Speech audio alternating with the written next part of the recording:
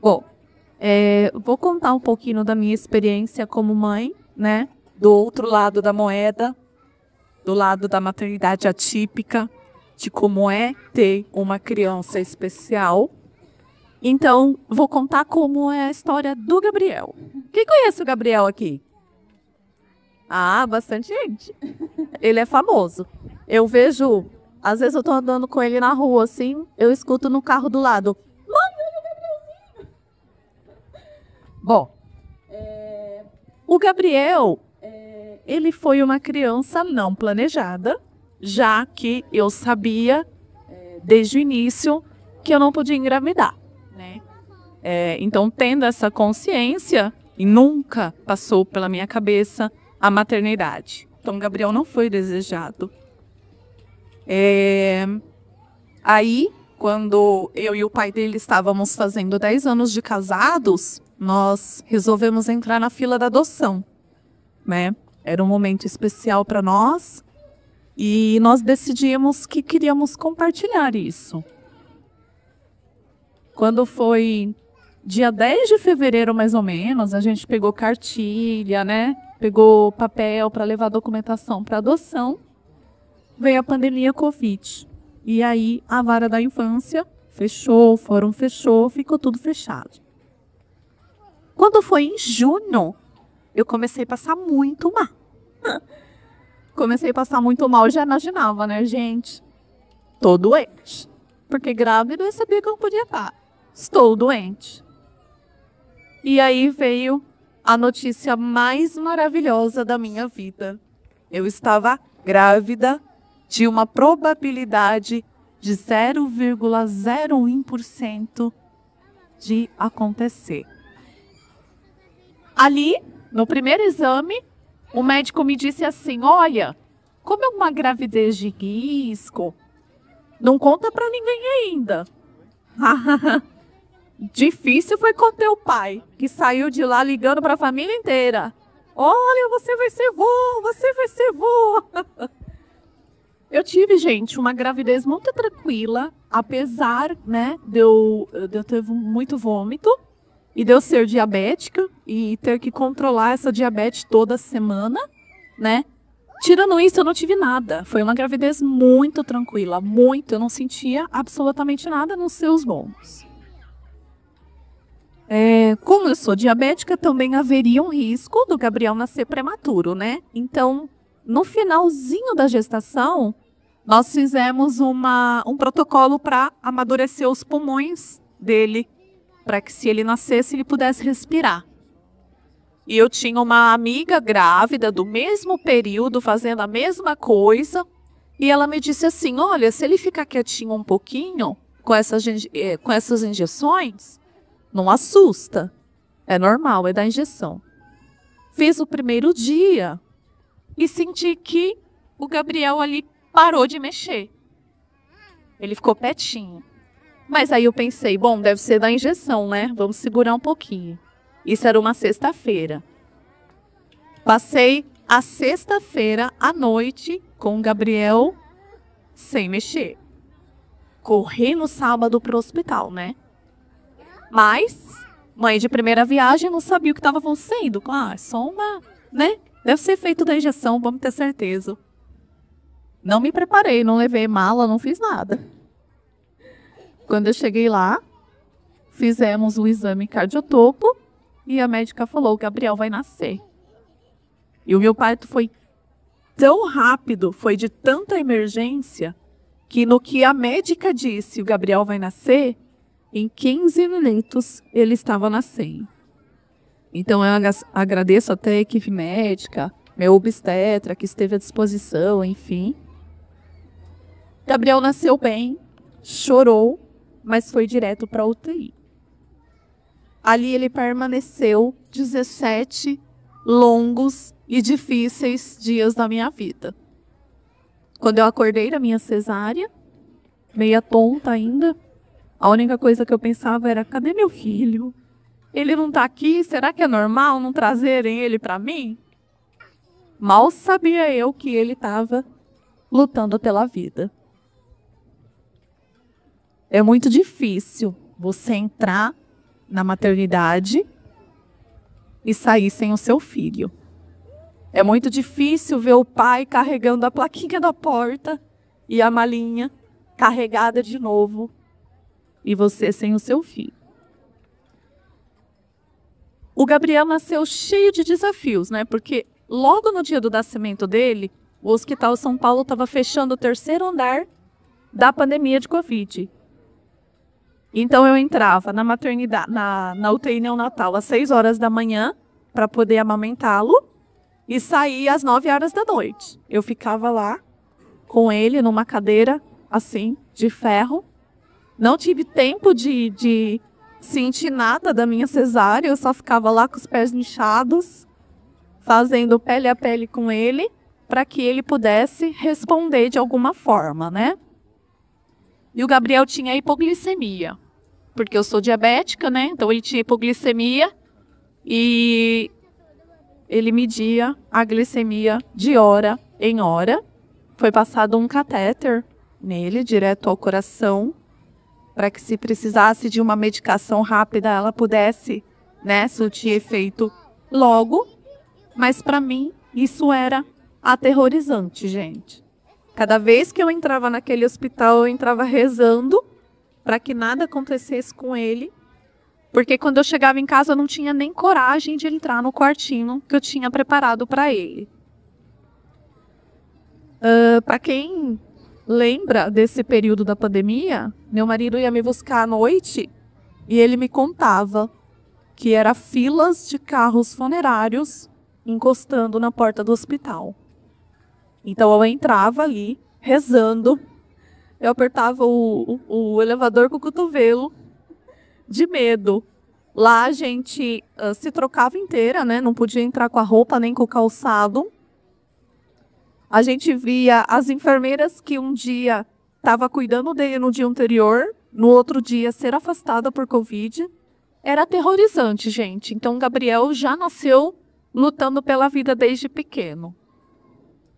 E ali foram 17 dias. Quando o Gabriel teve alta, a gente nem ficou no quarto. Eu nem tive essa assessoria maternal do hospital, porque o grau de pandemia era tão grande que de lá eles mandaram a gente para casa. E ali começou o nosso desafio, né? Ao mesmo tempo que eu tinha o meu pacotinho de amor, eu tinha um grande desafio pela frente e não tinha noção disso. O Gabriel, conforme ele ia crescendo, ele passou a não ter alguns marcos, tá?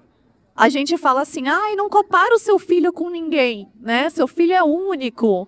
Mas existe sim algumas coisas que as crianças têm que fazer para a idade delas. E o Gabriel começou a não ter esses marcos. Mas ele me confundia, porque ele tinha marcos que era para a idade avançada e os que era para a idade ele não tinha.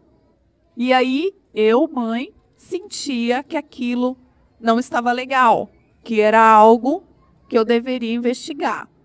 Mas aí, quando eu compartilhava isso com alguém, sempre me diziam assim, ah, você está arrumando pelo em ovo. Olha como ele é esperto.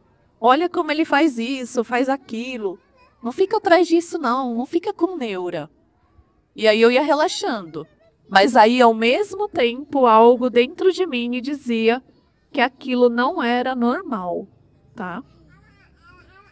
Aí começou a nossa luta. Levei no primeiro neurologista, né? Que fez um acompanhamento, porque como ele também era prematuro, poderia ser da prematuridade. Mas aí eu não fiquei feliz com isso. Fui levar em outro especialista. E aí esse especialista me deu uma facada no peito. Ele falou assim, olha, para a gente saber o que o Gabriel tem, nós temos que fazer uma ressonância. E a ressonância só faz com anestesia geral. O Gabriel tinha 11 meses e eu tinha aquele impasse. Se eu anestesiar meu filho, acontecer alguma coisa, ou se eu anestesiar ele e não der nada nesses exames, eu vou estar expondo ele a um risco, né? Então eu tinha essa dúvida, o que eu faço? E aí, eu e o pai decidimos realmente fazer o exame, né? Confirmar se de repente era só coisa da minha cabeça.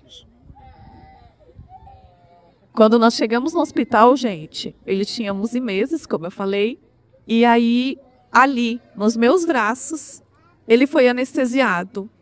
Ele foi ficando mole, foi perdendo os sentidos, e ali eu pedi para Deus, falei, meu Deus, eu não quero ver essa cena nunca mais. É desesperador você pensar que o seu filho pode não acordar ali, né? Então, Gabriel fez a ressonância, e aí veio o nosso primeiro diagnóstico. Leucomalácia periventricular, a famosa paralisia cerebral, tá? Devido a uma apóxia, que é uma falta de oxigênio, ou uma hemorragia, não se sabe ao certo. Então, gente, o nosso cérebro ele é tão complexo que quando existe uma lesão, a gente não sabe o que foi afetado. Se foi a parte motora, se foi a fala, se foi a visão, se foi a audição. E aí se começa uma gama de especialistas para a gente investigar o que poderia ter afetado para a gente tentar corrigir, né? Gente, eu na vida que não é de Deus, não. Era médico semanalmente, uma lista infinita de exames, uma correria enérgica para a gente tentar fazer o máximo para que ele não tivesse nenhuma, vamos dizer assim, nenhum atraso, né? Porque o atraso já era eminente, porém, a gente poderia reverter isso com a estimulação precoce. Só para vocês terem uma ideia, o cérebro da criança, ele é um papel em branco. E aí, ali, a gente consegue escrever. As células que morreram, né, na lesão, elas começam a trabalhar as que estão em volta para assumir aquela função das que morreram. Então, a terapia, nesse caso, a estimulação precoce, era o papel principal para que o Gabriel tivesse um mínimo de condições de autonomia. Eu saí, né, da neurologista com o seguinte diagnóstico: Gabriel não vai andar e não vai falar. Agora imagina, gente, para uma mãe que nunca imaginou ser mãe, de repente tem um pacotinho no colo e aquele pacotinho não vai andar e não vai falar. Eu vivi um luto. Eu vivi um luto por um grande período, porque aquela maternidade não era a que eu sonhava, a que eu sonhei, a que eu esperei, né?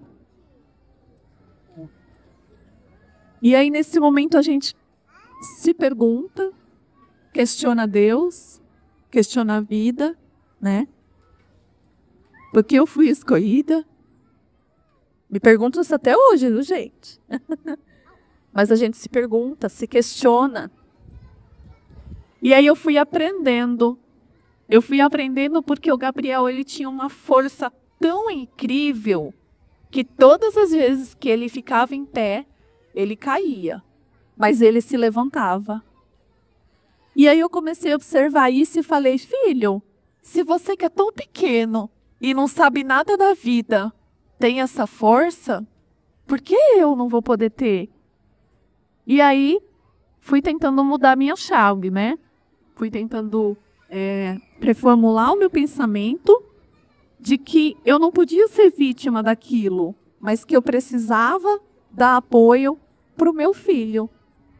O Gabriel, ele tem outras condições, ele tem entélvico, ele fez um exame genético vasto, porque além da paralisia existia outras possibilidades, né, diante de tudo que ele apresentava. E é uma vida insana. É uma vida que é trabalho, casa médico, trabalho, casa terapia, trabalho, escola, professor da educação especial. Ele é atendido no CAE pela professora Giane. E vocês não têm ideia de como é confortante para mim, como mãe, ele não falar mamãe, mas ele falar má. de tia Márcia. Ele chega aqui no portão chorando, mas ele vai de braços abertos. É muito confortante a gente poder estar lá do outro lado, sabendo que ele tem essa assistência. Então, hoje o Gabriel, ele anda, né, com dificuldade, mas ele anda. Ele não fala ainda, mas pronuncia as monossílabas da vida. Está lutando. É uma luta diária. Então, eu queria dar um recado para vocês, mães, que é difícil estar desse lado. Oi, filho! É difícil estar desse lado. Não é fácil.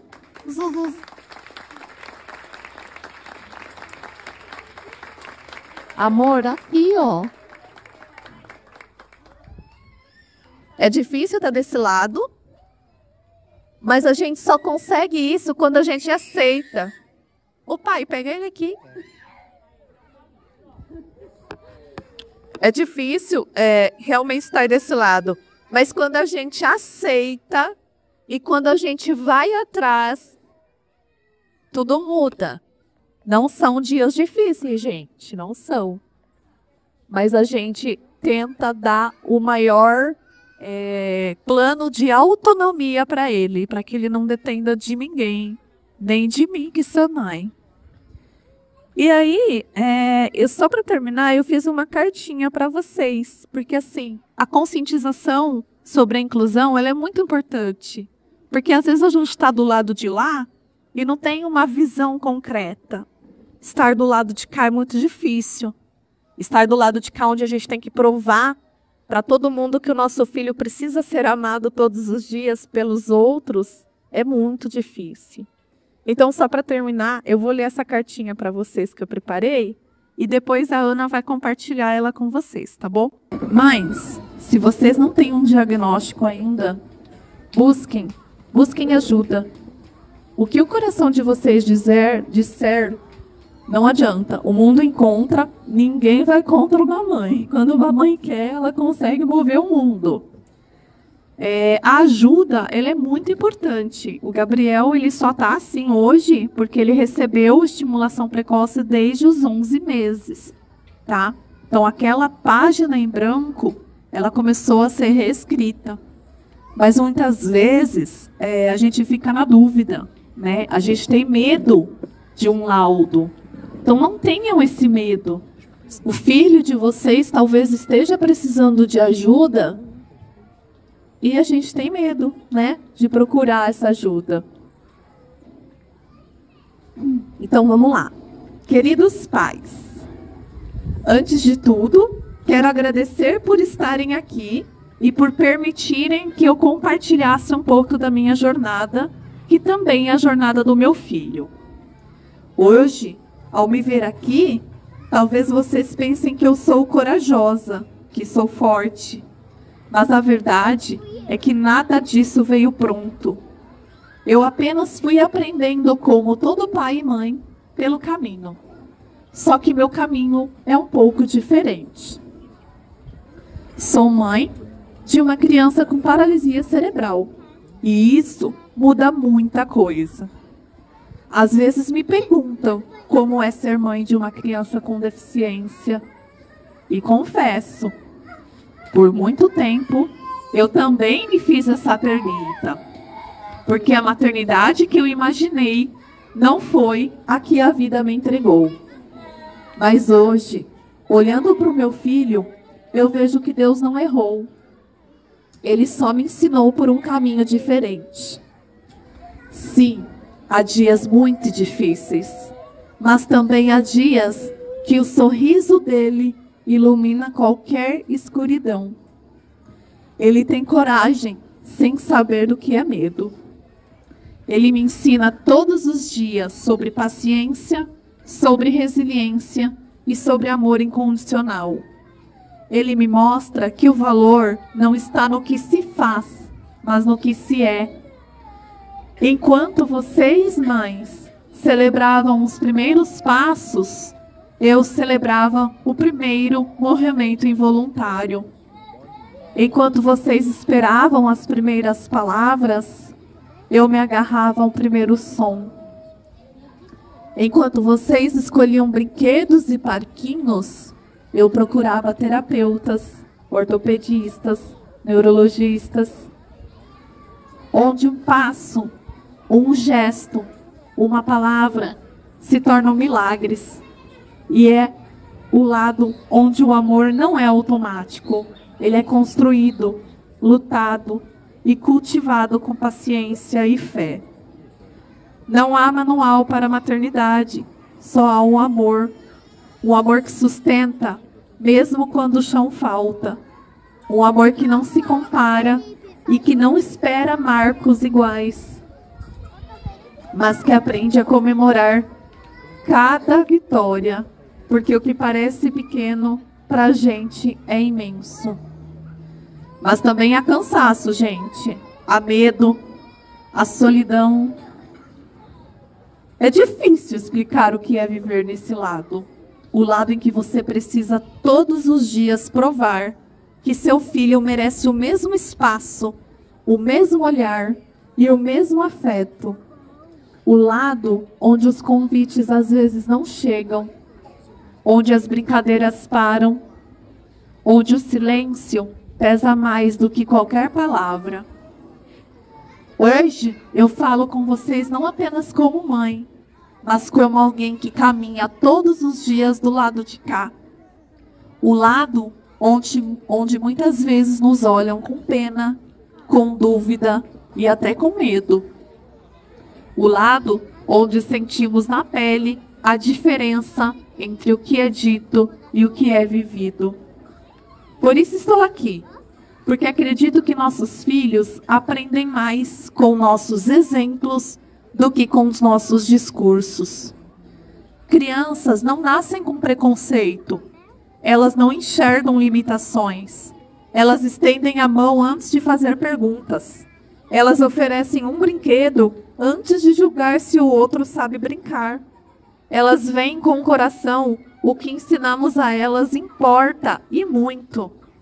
Quando permitimos que nossos filhos convivam com o diferente, que perguntem, que se aproximem, que brinquem juntas, estamos construindo um mundo onde ninguém precisa pedir para ser incluído, onde a empatia não é ensinada como lição, mas vivida como parte da infância. Estar do outro lado me ensinou que a inclusão começa muito antes da escola, das rampas, das palavras bonitas. Ela começa em casa, no modo como olhamos para o outro, no que dizemos e no que silenciamos, quando vemos uma criança que é diferente da nossa. E se pudéssemos mostrar a eles que todos têm valor, que ninguém é menor por precisar de mais ajuda, que respeito não ensina com regras, mas com empatia, então talvez eles cresçam melhores do que nós e criem um mundo mais justo e mais gentil. Não estou pedindo que sintam o que eu estou sentindo ou o que sentimos, só que não virem o rosto, que olhem, que enxerguem e que deixem seus filhos verem também. Porque a criança que hoje brinca com meu filho, amanhã será o adulto que o respeita, que o inclui, que não tem medo da diferença, porque aprendeu a viver com ela desde cedo. Que a gente possa ser ponte, que abramos caminhos e não muros, que juntos possamos transformar o espaço escolar em um lugar onde todas as infâncias cabem, com suas belezas, seus desafios e singularidades. Por fim, a verdadeira inclusão não é sobre ensinar a criança com deficiência a se encaixar. É sobre ensinar o mundo a acolhê-la como ela é. Porque acredito que só conseguimos mudar isso quando falamos e quando mostramos. Quando deixamos que as pessoas conheçam nossos filhos, não pelas limitações, mas pela beleza que existe neles. E quem melhor para aprender isso do que as crianças? Vocês têm nas mãos a chance de criar uma geração diferente, uma geração que não se espanta com a diversidade, porque cresceu convivendo com ela, uma geração que não aceita o outro, mas o reconhece como igual, porque sempre esteve junto. Mostrar aos nossos filhos que existem crianças com corpos diferentes, tempos diferentes, jeitos diferentes, não vai confundi-los, vai ampliá-los, vai torná-los mais humanos, mais sensíveis e mais justos. Do lado de cá, eu não espero perfeição, só presença, só escuta, só a oportunidade de mostrar que o amor de uma mãe atípica, ele não é menor e nem maior, é só um amor que aprendeu a florescer, mesmo num terreno mais duro. Do lado de cá a gente só quer isso, que nossos filhos possam ser vistos, amados e respeitados como qualquer outro. Obrigado por me ouvirem, obrigado por permitirem mostrar que há beleza sim no outro lado, e que se estivermos juntos, esse outro lado pode ser de todos nós. Muito obrigada de coração.